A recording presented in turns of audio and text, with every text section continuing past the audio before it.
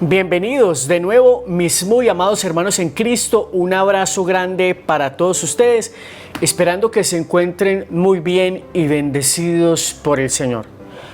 Vamos a tener hoy nuestro primer encuentro con este curso que vamos a hacer, que ya vimos la introducción de qué se va a tratar, cómo a través del magisterio, a través de la tradición, a través de la Sagrada Escritura, de la historia y de otros autores, vamos a ir acercándonos a la realidad espiritual de la existencia de Jesucristo nuestro Señor, al encuentro con su palabra, buscando una recta interpretación según el Espíritu que Jesús pide a la humanidad, cuando en el Evangelio de Juan capítulo 17 le está diciendo al Padre: Padre, que todos sean uno como tú y yo somos uno, que así ellos sean uno y que todos los que crean en su predicación hagan parte de esta unidad. De manera, mis amados hermanos, que el propósito y el deseo de Jesús es que su iglesia fuera una y que esa iglesia tuviese una unidad. ¿Dónde encontramos esa iglesia de Jesús? A pesar de que también en el Evangelio de Mateo, capítulo 16, verso 18, Jesús dice: tú eres Pedro, sobre esta piedra edificaré mi iglesia y las puertas del infierno no podrán prevalecer contra ella. De alguna manera está advirtiendo que esta iglesia va a estar en el foco de los ataques del maligno y de otras personas que, guiadas por el maligno, van a intentar siempre golpearla para tratar de destruirla. Pero Jesús dice: las puertas del infierno no podrán prevalecer contra ella. Y aparte que en el capítulo 28 del Evangelio de Mateo, versículos 19 y 20, no solamente habla de la misión que Jesús le encomienda a sus discípulos de ir por todo el mundo, es decir, Él quiere que su mensaje sea universal, que llegue a todos los hombres, y esa palabrita universal es lo que se traduce como católico. Es decir, la iglesia no se llama católica, la iglesia es católica por su misión y la promesa de Jesús de que va a estar con su iglesia todos los días hasta el fin del mundo. Sé que en este momento para muchísimas personas es complicado tal vez entender, aceptar que la iglesia católica es la iglesia de Cristo, pero por eso me propongo, a través de este estudio y de estas lecciones, llevarlos a ustedes de la mano, como les dije, del magisterio. ¿Quién es el magisterio? El magisterio es Jesús con sus discípulos y todo lo que se desprende de esa evangelización. Recuerden ustedes que hay una parte del evangelio donde Jesús le dice a sus discípulos: quien a ustedes escucha, a mí me escucha. Y como ya lo hicimos en el video anterior, pues lo vamos a googlear todos para que nos demos cuenta si esto es verdad o no. Y que estamos hablando, porque a muchos les gusta que hablemos es con Biblia en mano. Entonces, si vamos al Evangelio de Lucas, capítulo 10, versículo 16, nos dice: luego Jesús le dijo a sus discípulos: cualquiera que les escuche a ustedes, me escucha a mí. Cualquiera que los rechace a ustedes, me rechaza a mí. Entonces, queridos hermanos, qué bueno comprender a estas alturas que los discípulos no son payasos puestos por Jesús para que la gente se los pase por la galleta, sino que verdaderamente les está dando autoridad para enseñar. Pero antes de entrar en todo esto y llegar a la conclusión de cuál es la iglesia de Cristo, pues es bueno que vayamos entendiendo en contexto algunas cosas que son muy interesantes para nuestra vida espiritual. Por eso, sé que hay un término que a muchas personas no les gusta: religioso o religión, y tenemos que ir a la etimología de la palabra para comprender cómo es que la iglesia acuña este término para hablar de nuestra relación con Dios. La etimología de la palabra religión significa religare, volver a unir a la divinidad, que para nuestro caso espiritual, la divinidad de la que nosotros estamos hablando, aunque hay palabras que se usen en términos generales, pues la generalidad de los cristianos es que para ellos la divinidad no es el sol, no es la luna, no es una vaca, ni nada por el estilo. La divinidad es Dios, uno y trino, Padre, Hijo y Espíritu Santo. Entonces, mis amados hermanos, qué bueno que nosotros nos pongamos la mano en el corazón y veamos que incluso en la iglesia primitiva se acuñaba el término de religión para aquellos que estaban dentro de un conjunto de creencias. Y vamos a mirarlo, nuevamente lo googleamos con Pablo. La religión verdadera y sin mácula y sin mancha, dirá San Pablo en Santiago, y estoy leyendo una versión de la Biblia online, Reina Valera de 1960. Dice: la religión pura y sin mácula, es decir, sin mancha, delante de Dios el Padre es esta: visitar a los huérfanos y a las viudas en sus tribulaciones y guardarse sin mancha del mundo, es decir, conservarse puros ante las cosas que ofrece el mundo. Entonces ya aquí nos estamos dando cuenta que verdaderamente aparece en la Biblia y en las cartas de Pablo el término religión. Por eso el primer tema que hoy vamos a ver es el fenómeno religioso, porque a partir de allí es que nosotros vamos a ir comprendiendo varias cosas que desembocan en la creencia, que desembocan en Dios, que desembocan en aquello que Dios ha mandado y cuyo propósito de nuestro estudio no es solamente conocer esa verdad, sino también vivir una vida con propósito ante los ojos de Dios, una vida según el corazón de Dios. Amén. Entonces vamos a esta primer lección. Todo este contexto, yo pensaba que este video iba a durar 5 minutos y ya me pasé de los 7 minutos. El fenómeno religioso, primera lección. En nuestro mundo, en medio del conjunto de realidades cuya existencia podemos comprobar, encontramos la religión. Guste o no, es evidente que existen templos, personas que afirman ser creyentes, organizaciones, símbolos, doctrinas, mitos, ritos, libros y una larga serie de cosas y actitudes que podemos calificar de religiosas. No se puede negar que la religión es un fenómeno, es decir, la realidad observable, medible, analizable. A la evidencia de que la religión existe, se la domina como el hecho religioso. Y vuelvo y retomo el tema de que muchísimas personas no están de acuerdo con que se hable de religión o religiosidad, y hoy en día muchas personas incluso dicen: no, es que yo no soy religioso, yo soy espiritual.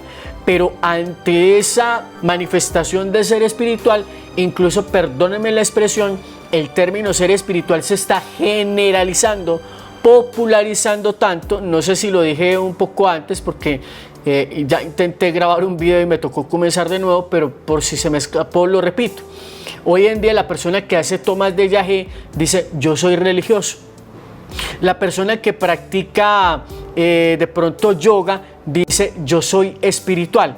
Entonces, qué bueno que nosotros veamos cómo ya el término se va de alguna manera convirtiendo en algo sincrético, y nosotros lo que estamos pensando con una vida espiritual es una vida de verdadera relación con Dios, una vida de verdadera entrega a Dios, una vida de ser verdaderamente conformes al corazón de Dios. Entonces, para que vayamos comprendiendo este hecho, El fenómeno religioso, como cualquier otro, puede ser estudiado científicamente. Por ello, desde las más variadas perspectivas, las diversas ciencias sociales o del hombre tratan de la religión sin cambiar por ello sus métodos. La historia, la antropología cultural, la psicología social, la sociología, etc., estudian la religión desde fuera, de forma no comprometida, no requiriendo por tanto que la persona que estudia el fenómeno religioso sea un creyente. Entonces, qué bueno que comprendamos que desde fuera de la fe, desde fuera de la religión, desde fuera de cualquier iglesia, cualquier persona puede realizar un estudio mirando y observando los comportamientos de la gente, y a partir de allí comienzan a sacar conclusiones acerca de que existe en realidad un fenómeno religioso. Ya en el siglo XIX se estableció el estudio comparado de las religiones para sacar conclusiones de validez universal, Max Müller. Posteriormente apareció la fenomenología de la religión, que deduce los datos de la naturaleza unitaria de lo religioso, la cual enlaza a su vez con cualidades esenciales de la naturaleza humana. En concreto, en 1873 se erigió en Ginebra la primera cátedra académica de religión en Europa, y en 1885 la Sorbona fundó la primera facultad independiente de religión.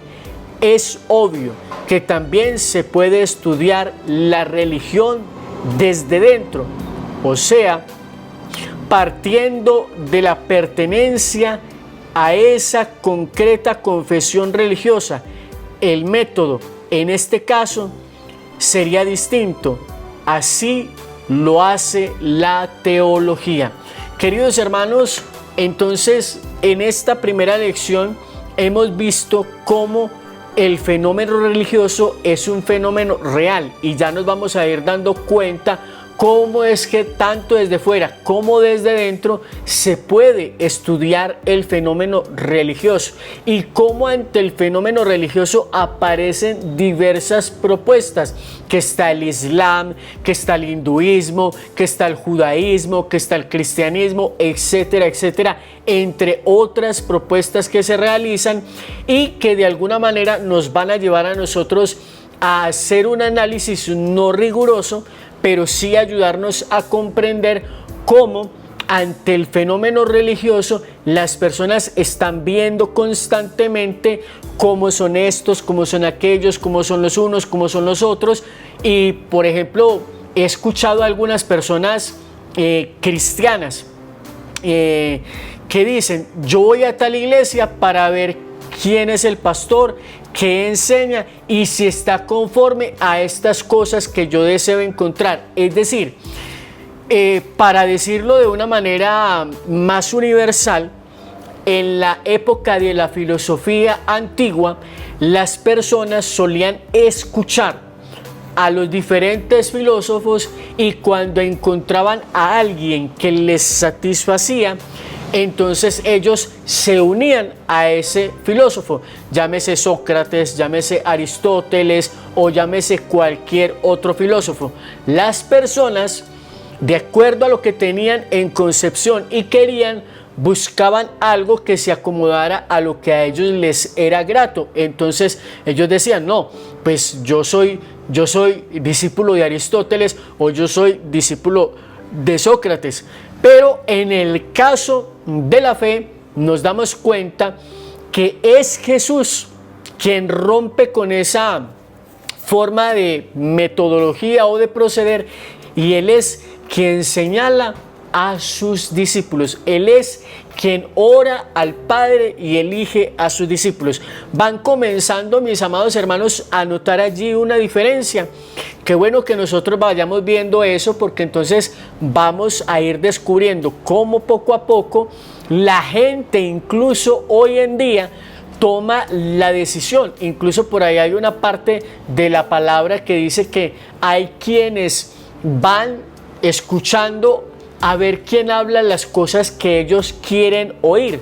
Muchas personas todavía andan en esa política, en ese sistema, pero el sistema verdadero ante los ojos de Dios sería que la persona sea humilde y después de conocer, por ejemplo, las diferentes propuestas ante el islamismo, ante el hinduismo, ante el judaísmo, ante el cristianismo, las personas digan: esto lo encuentro más coherente conforme a algo que tenemos interiormente y naturalmente de Dios, que es buscar la bondad. La mayoría de personas tienen eso, aunque en el camino nos encontramos con la interferencia del maligno, que quiere siempre torcer el plan de Dios y la mente humana para llevarla a otras prácticas que son diferentes y contrarias al deseo de Dios. Entonces, básicamente lo que vamos a hacer en este recorrido es ir mirando cómo ese fenómeno que nosotros hoy en día llamamos espiritual o llamamos religión, tiene un comienzo, tiene un proceso, tiene una forma de acontecer en la vida y en la sociedad humana, y cómo las personas se van identificando con algo, se van sumando libremente a esas expresiones que le van a ofrecer algo de trascendentalidad a ese ser humano que está sediento de relacionarse con Dios. Entonces, ahí estamos hablando ya en términos cristianos, con Dios, nuestro Dios, que para nosotros es la divinidad, no con D minúscula, sino con D mayúscula. Pero hay otras personas que están buscando también trascender, pero para ellos existe una divinidad con D minúscula. Llámese sol, llámese luna, llámese una vaca o cualquier otra cosa que ellos consideren sagrada. Pero vuelvo y digo, para nosotros la divinidad es una con D mayúscula y ese es Dios.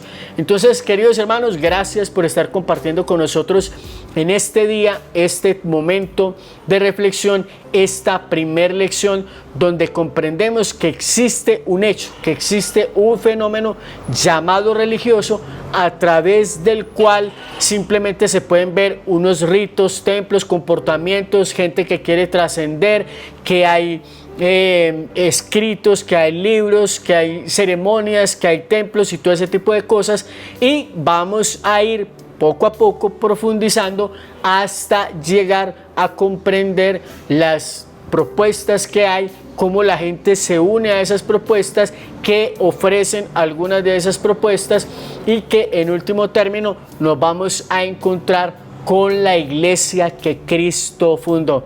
Queridos hermanos, espero que este video les llegue al corazón, les ayude a abrir su perspectiva y aprender a acercarse a Dios desde diferentes medios. La misma creación nos habla de Dios, la historia nos habla de Dios, la iglesia nos habla de Dios, la escritura nos habla de Dios, el magisterio y la tradición nos llevan al encuentro con Dios. Entonces, les invito para que compartan este video e inviten a muchísimas personas, se suscriban a este canal, siempre activando la campana para que reciban notificaciones cada vez que subamos un nuevo video. A todos ustedes, muchas gracias y bendiciones por estar con nosotros. Dios les bendiga.